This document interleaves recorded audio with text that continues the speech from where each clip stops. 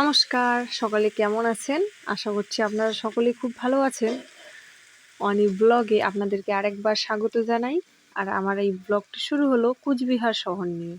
আমি যাচ্ছি কুচবিহার শহরের এই বাদের রাস্তা দিয়ে। ভাবছি আমি একটি ব্লগ করে নিই। আর পাশেই দেখতে পাচ্ছ এটা তোমরা তোরসা নদী। এই তোরসা নদীটি এই বাদের রাস্তা দিয়ে যেতে যেতে এত সুন্দর লাগছে, ভাবছি ব্লগটা না বানিয়ে তো থাকতে পারছি না আমি। তাই বর বলছে, ঠিক আছে তুমি একটি ব্লগ বানিয়ে নাও, প্রথমে ভিডিও করে নাও, তারপরে এডিট করে নিবে। আমি বললাম ঠিক আছে, তাহলে যাওয়া যাক রাস্তাটা। আর এই রাস্তাটি প্রিয় মানুষটির সঙ্গে যেতে যেতে একটি গান খুবই মনে পড়ে গেল।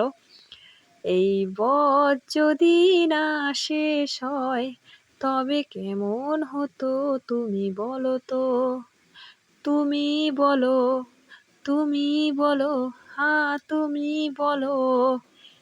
এই গানটি আমার খুব প্রিয় একটি রাজবাড়ির কাছে দিয়ে যাচ্ছি। আমরা যাচ্ছি রাজবাড়ি শহরের এই রাজবাড়ির উল্টো দিক দিয়ে, সেই রাস্তা দিয়ে যাচ্ছি। আর অবশ্যই তোমাদেরকে আমি যে উল্টো দিক দিয়ে যাচ্ছি তার প্রমাণস্বরূপ তোমাদেরকে আমি দেখিয়ে দেবো। আর এই চলে এসেছি আমরা এই যে রাজবাড়ির পিছনে দিয়ে রাস্তা দিয়ে চলে যাচ্ছি। বরকে বললাম, একটু আমাকে রাজবাড়িতে ঢুকালে না একবারও? বললো আচ্ছা ঠিক আছে, সামনের বার যখন আসবো দিদির বাড়ি তখন তোমাকে অবশ্যই ঢুকাবো। যাই হোক, একটু স্লো করে বাইকটা স্লো করে আমাকে দেখিয়ে দিল রাজবাড়ির পিছনটা। যাই হোক, মনে সান্ত্বনা নিয়ে চলে আসলাম। তারপরে বললাম নেক্সট বার কিন্তু অবশ্যই ঢুকবো। আর কাছেই একটি দেখতে পাচ্ছ, তোমরা দেখতে পাবে বিশাল স্বরূপ বট গাছ। এই গাছটি 100 বছরের পুরনো। এই বট গাছের নিচে কিন্তু ঠাকুর আছে।